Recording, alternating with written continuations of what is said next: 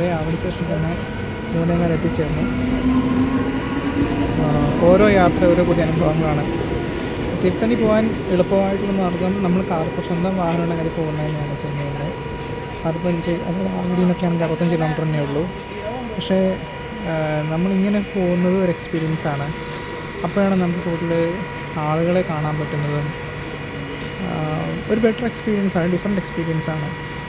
ഒരുപക്ഷെ കാറിൽ പോയാൽ നമുക്ക് കുറച്ചുകൂടെ നമ്മുടെ സമയം സേവ് ചെയ്യാൻ പറ്റും. ഒരാൾക്ക് മാത്രമായിട്ട് കാറിൽ അവിടം വരെ പോകുന്നതും എനിക്ക് അത്ര ലോജിക്കലി അക്സെപ്റ്റ് ചെയ്യാൻ പറ്റിയില്ല. അതുകൊണ്ടാണ് ഞാൻ ട്രെയിൻ ടിക്കറ്റ് എടുത്ത് പോയത്. ബസ്സാണെങ്കിൽ കൂടെ കുറച്ചുകൂടെ ഫാസ്റ്റായിട്ട് എത്തും. പക്ഷേ അതിനുപരി അങ്ങനെ പോകുമ്പോൾ അനുഭവമാണ്. ഭഗവാനെ നന്നായിട്ട് കാണാൻ പറ്റി.